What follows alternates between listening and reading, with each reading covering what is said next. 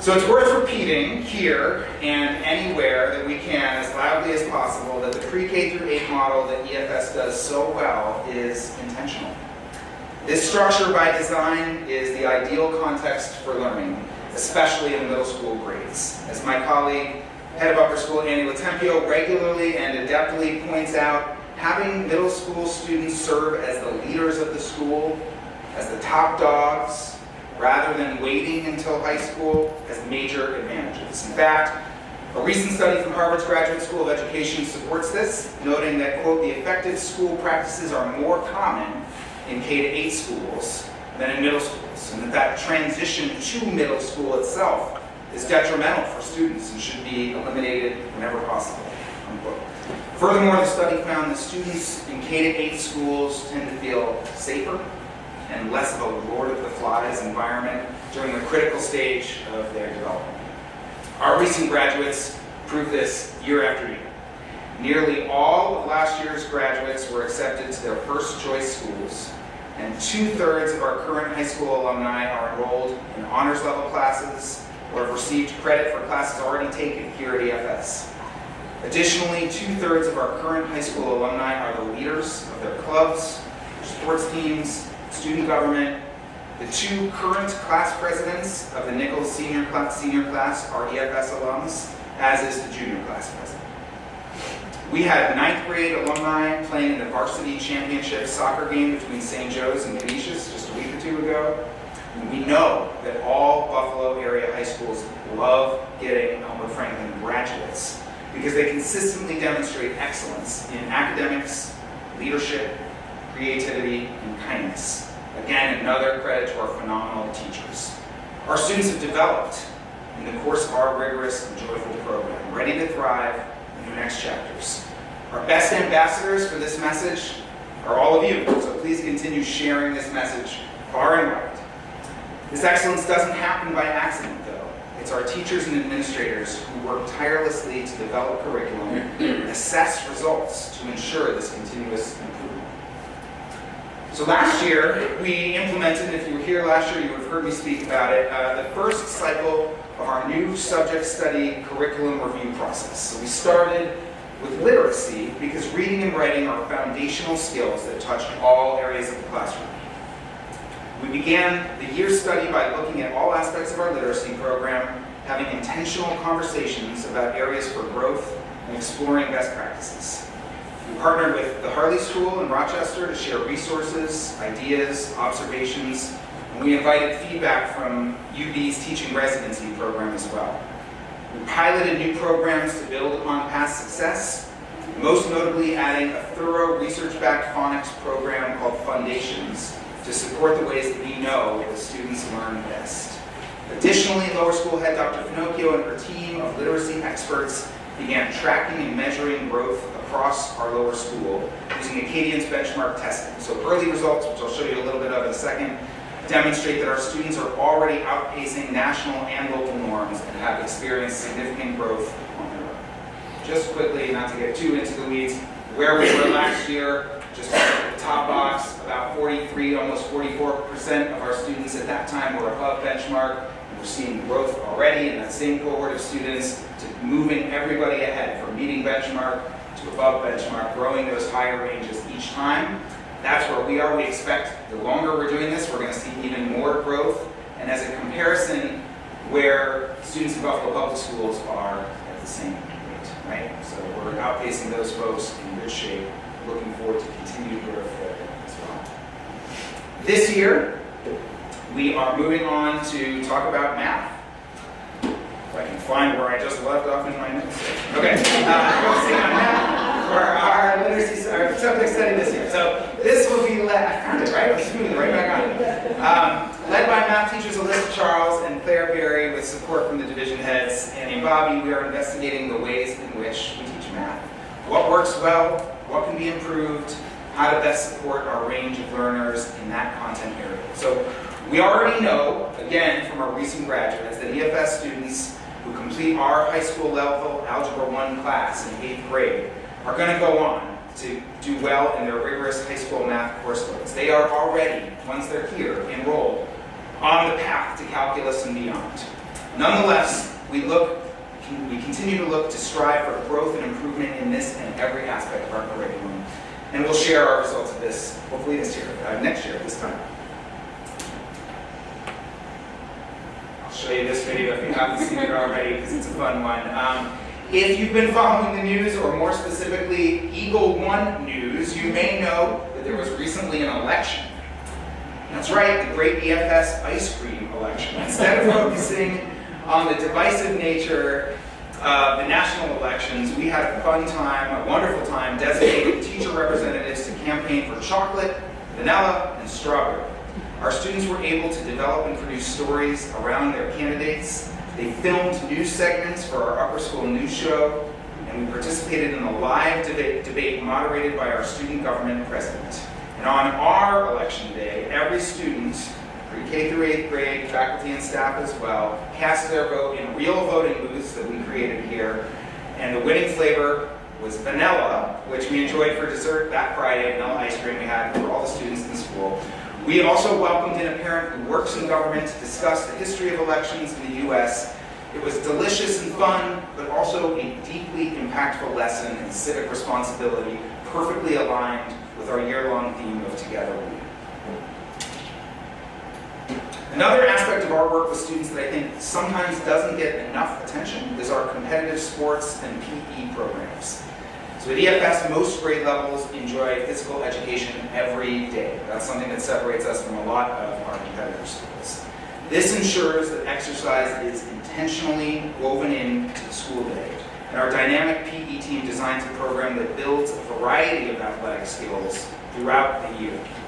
In a time when children are asked to specialize younger and younger, EFS believes that all students benefit from exposure to everything, from golf to field hockey to even our own creation, Wimbledon.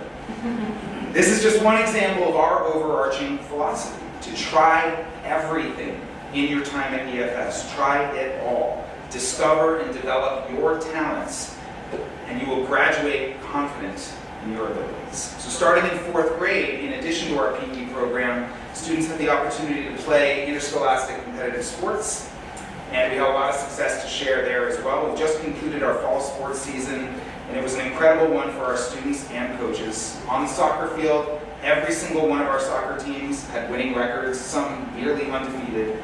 Our baseball team capped off their season with a trip to the championship game played under the lights at Canisius University.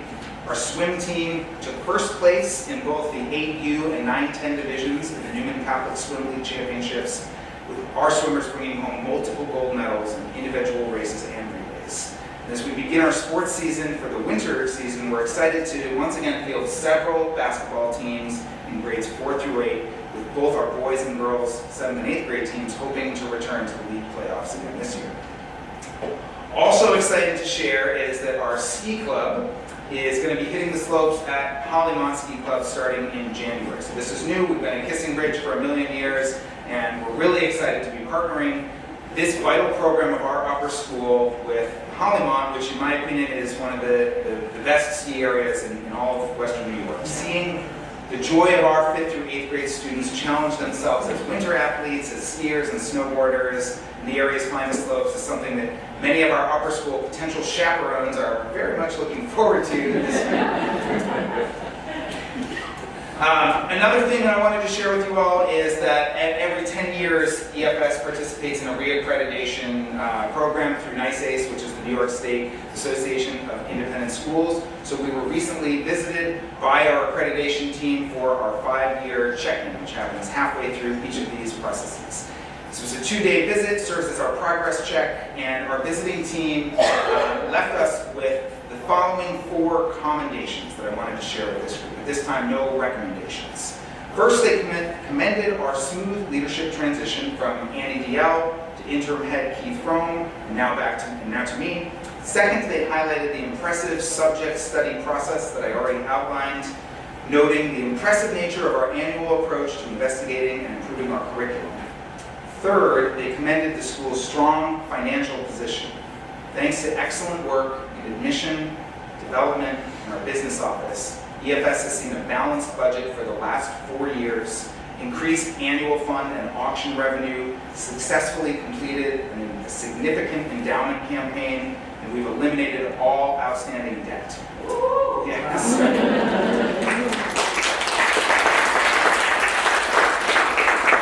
A team effort, as you can imagine. Finally, they commended also our efforts to engage the entire community in fostering a sense of belonging.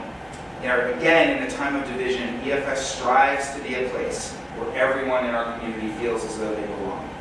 All of this work is in part of our effort to build and maintain the strongest community possible. As we all know, fostering togetherness is increasingly challenging in today's world, with so many forces seeking to divide us, and that's why we've made Together We our theme for this year. Our community and our values are co-created by all of us in this community. Not by me, not by our teachers, not just our students, our parents, but by everyone in the EFS community together. So I'm going to share with you our Together We video. Huge credit on so many things, but especially this to Rebecca Murat. Please, me sound better than I actually am, and us little I'm Kimmet. This is my 4th year as head of school at Elmwood Franklin School. This year our theme is Together We. This is an opportunity for us to think about all the ways in which we can come together as a community, from our prep students to our 8th grade students, to our families, our teachers, faculty, staff, alumni. We're all part of this amazing community of Elmwood Franklin School.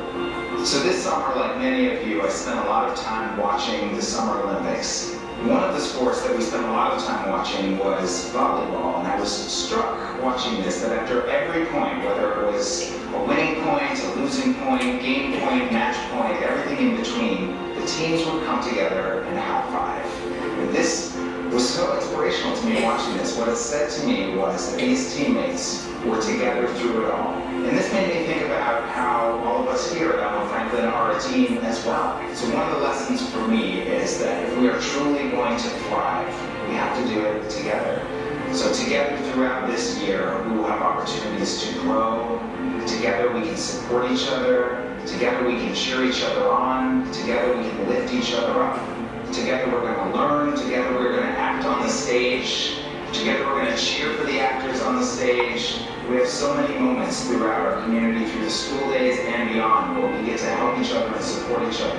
Perhaps now more than ever, togetherness is essential for our students and for all of us. We have an opportunity here at Elmwood Franklin to create something special, to create something different, and we get to do it all together.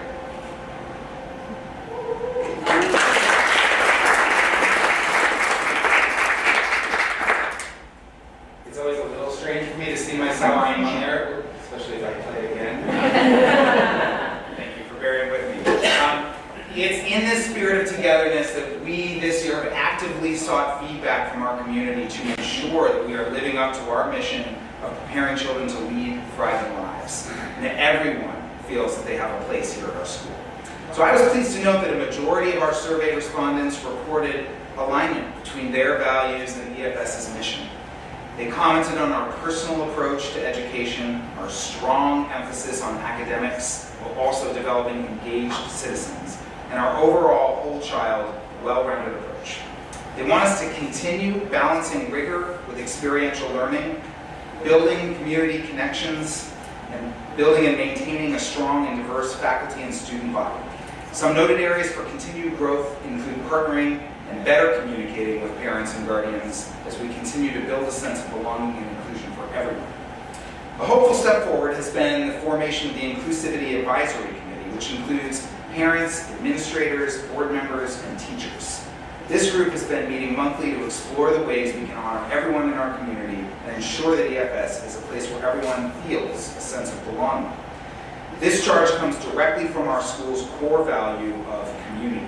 Elmwood Franklin fosters a caring environment in which families, students, teachers, and professionals share ideas, value and incorporate differences, and work in partnership to create authentic experiences with lasting impact. Finally, to ensure our success continues, we are strengthening communication across the school. I've developed a communication plan with the Board of Trustees to ensure regular communication from EFS to our community. For example, parents and guardians can expect to hear from me monthly about larger initiatives at the school and how they connect to our mission and core values. Families will also hear from our division heads about the exciting work that they're doing in their areas. and from our teachers about the specific work happening in classrooms for students. Similarly, we have plans and procedures in place to communicate reactively should something unexpected arise or if there's ever a safety concern. As always, we welcome feedback on our communication to ensure that we are serving our community effectively. Now on to the star of the show, our playground. So when we think about benefits of outdoor play for school-age children, there's probably many possibilities that come to mind. We might even find ourselves transported back to the playgrounds of our own childhood, Leslie Zemsky's playground out there, while some of the towering and twirling structures of the past probably don't meet modern safety standards. We can likely still recall the joy we felt, even in our own selves as children, navigating those slides and swings and tire swings in the middle of winter, whenever it was. And if we dig a little deeper into our playground pasts, we might remember there was more to these experiences than just fun, though they were certainly fun. We developed independence. We learned to navigate social conflict. We developed perseverance in physical challenges. Not sure I ever quite mastered the monkey bars myself. And so many more things. These aspects still play a pivotal role in our unstructured outdoor time at Elmwood Franklin School. Though the watchful eye of the teacher is always nearby, students thrive on our playgrounds as they learn to share equipment, pump their legs on the swing to get a little higher than they did last week, and use their bodies safely as they move through the environment. Recent research has also found significant and important links between outdoor play and brain development. In his book, Last Child in the Woods, Robert Louv explains that outdoor play is essential for healthy child development because, quote, it stimulates all the senses and integrates informal play with formal learning, unquote. Louv notes that the multisensory outdoor experiences help to build the cognitive constructs necessary for sustained intellectual development and stimulate imagination. Studies have shown that providing children with outdoor play during the school day maximizes their attention to cognitive tasks. Children who have adequate outdoor time built into their school day are less distracted, they are more on task, and children with ADHD are among those who benefit the most. Additionally, brain research has shown a relationship between physical activity and the development of brain connections. For example, a school in Texas that changed their recess timing and environment found that within just a few weeks, their students were following directions better, learning more independently, solving problems on their own, and experiencing fewer disciplinary issues. As we look ahead to our new state-of-the-art playground at Elmwood Franklin School, the development of our students' bodies and minds is at the heart of this process. How can we design outdoor spaces and experiences that are open-ended and ripe for exploration, that offer unstructured play with many imaginative possibilities, that encourage problem-solving, promote physical growth and perseverance, and continue to boost brain development and cognitive skills, all while sparking joy and adventure in the hearts of our wonderful students. These are noble and ambitious goals, but they drive us as we work toward creating the very best playground for the students of Elmwood Franklin School. So it's with these guiding questions in mind that we set out to design what we do believe, Brian, will be the best playground in Western New York. We think the drawings speak for themselves. We think we've done it. So thanks to the support of many people in this room and beyond, many of our donors and friends during our quiet phase of our campaign, we are excited to announce that we have already raised $1 million towards our $1.5 million. When we sort of started planning this event many months ago, we thought we'd get up here tonight and say we've raised $500,000. So to be at $1 million is truly remarkable. To be 2/3 of the way is wonderful. And now we need everyone's help to push it that final mile, right? Now that we're in the public phase of this campaign, we need to dig deep and finish this process. So we're going to begin construction this spring, and we want everybody's help. So spread the word, continue to help us raise the final $500,000 in pledges, hopefully by January. But I also just want to again thank, as Maura did already, our wonderful donors, our amazing playground committee, and I want to note that the person who is chairing this committee and not here tonight deserves our thanks as well, Sarah Duddy. So let's give a round of applause for her.